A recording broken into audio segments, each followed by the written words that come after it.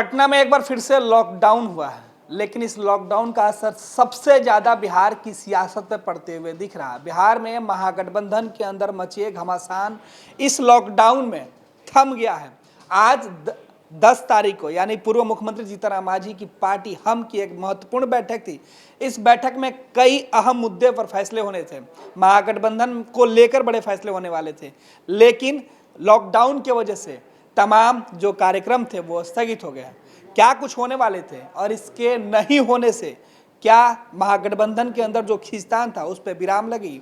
जानेंगे अपने वरिष्ठ सहयोगी शशि भूषण से कि आखिर महागठबंधन को लेकर क्या खिचड़ी पक रही थी, ऐसे में कोरोना काल में लॉकडाउन का असर कितना पड़ेगा। शशि, महागठबंधन को लेके अगर हम बात करें तो लॉकडाउन का असर अब महागठबंधन के अंदर जो खींचतान थी उस पर पड़ते हुए दिख रहा है। देखिए, आधिकारिक तौर पे जीतन राम मांझी जो लंबे अरसे से ये डिमांड कर रहे हैं गणेश की कोऑर्डिनेशन कमेटी बनाई जाए महागठबंधन के अंदर, और खासतौर पे जो मुख्यमंत्री पद का चेहरा है उसको घोषित किया जाए सर्वसम्मति के आधार पे।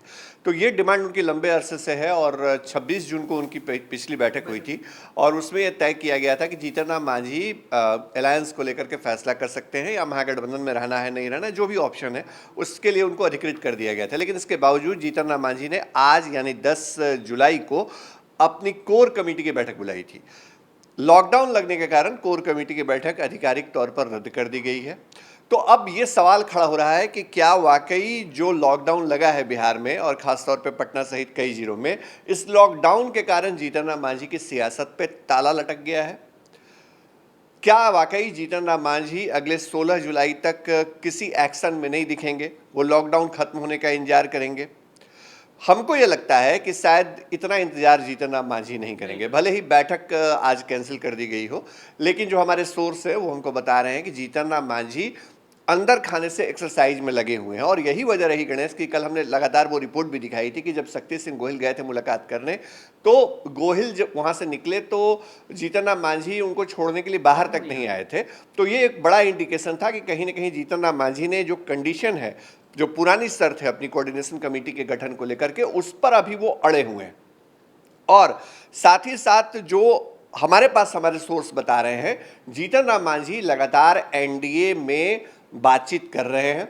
जेडीयू ने उनके सामने जो शर्त रखी है वो शर्त हम पहले से बता रहे हैं, एक जो विलय वाली शर्त है, तो वहां जीतन राम मांझी के लिए थोड़ी सी मुश्किल आ रही है।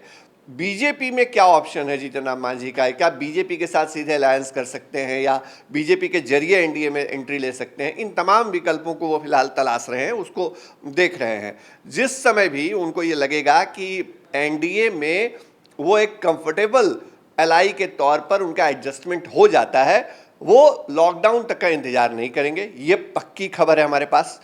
ये सारी बातें इसलिए फंसी हुई हैं क्योंकि 3-4 चीजें बिहार की सियासत में एक साथ चल रही हैं। एक तो जो एनडीए के अंदर पहले से जो एलआई है, जो लोक जनशक्ति पार्टी है, उसने एक अलग स्टैंड ले रखा है, वो एक अलग डिमांड चिराग पासवान रख रहे हैं, तो उसको लेकर के बीजेपी फिलहाल और जेडीयू उसमें उलझी हुई है। एक चीज ये, नीतीश कुमार ने भले ही जीतन राम मांझी के साथ जो हाल के वक्त में उनकी नज़दीकियां बढ़ी हैं, उसके बाद जो वो चाहते हैं कि जीतन राम मांझी एनडीए में आ जाए, तो ये एक पूरी प्लानिंग एक साइड में चल रही है। इसके अलावे जो विधान परिषद में राज्यपाल कोटे से जिन सदस्यों का मनोनयन होना है, वो जब तक मामला क्लियर नहीं होगा तब तक हो सकता है जीतन राम मांझी की एनडीए में एंट्री ना हो। तो ये कई चीज़ें समानांतर तौर पे एक साथ चल रही हैं गणेश, और इसी वजह से अभी उनका जो कह सकते हैं कि महागठबंधन से ना तो वो बाहर निकल पा रहे हैं, ना कोई आगे का फैसला ले पा रहे हैं। लेकिन शक्ति सिंह गोहिल ने जो कल उनकी मुलाकात हुई थी, उसमें उन्होंने शक्ति सिंह गोहिल को साफ तौर पे कहा है कि मेरी 2 शर्तें हैं, इनको आप मानिए या कांग्रेस इनको फुलफिल कराए आरजेडी से बात करके, तब हम महागठबंधन में रहने पर विचार करेंगे, और जब तक कंफर्टेबल नहीं रहेंगे तब तक हम अलायंस में कंटिन्यू नहीं रख सकते हैं अपने आप को। तो जीतन राम मांझी अंदर खाने से जिस एक्सरसाइज में लगे हुए हैं, वो जैसे ही उनका एक्सरसाइज पूरा हो जाएगा, जैसे ही उनका प्लान एक्टिवेट हो जाएगा, वैसे ही वो लॉकडाउन का इंतजार नहीं करेंगे, वो वैसे ही मुखर हो जाएंगे। ये हमको पता है, थोड़ा इंतजार करने की जरूरत है गणेश। तो लॉकडाउन में बिहार की सियासत पे ताला लटका कह सकते हैं, क्योंकि तमाम जो गतिविधियां होनी थी, चाहे वो बीजेपी की बात करें, जेडीयू की बात करें, आरजेडी की बात करें, उस पर भी प्रतिबंध लग रहा है।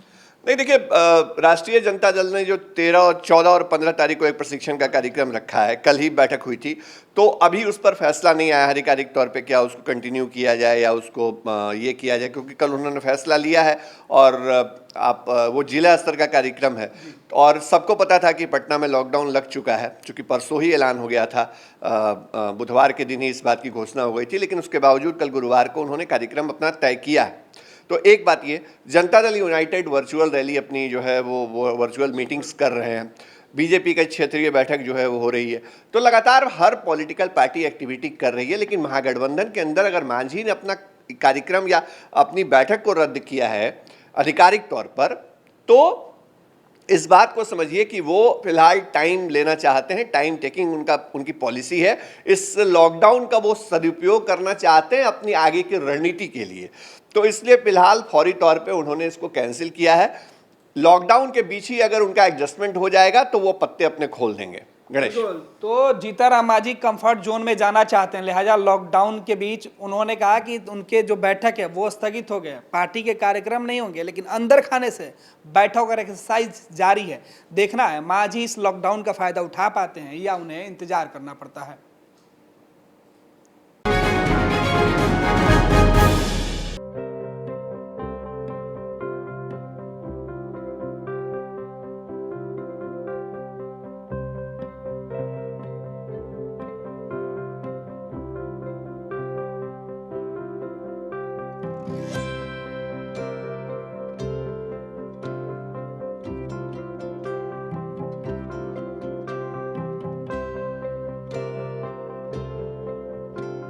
एक जिंदगी बचाने वाले को हीरो कहते हैं और 1000 जिंदगी बचाने वाले को health care worker. Our heart never hardens, our temper never tires. Our touch never hurt. We value what we do. We at Paras work for cause, not for applause. Lockdown के समय, lockdown के बाद हम हैं आपके साथ।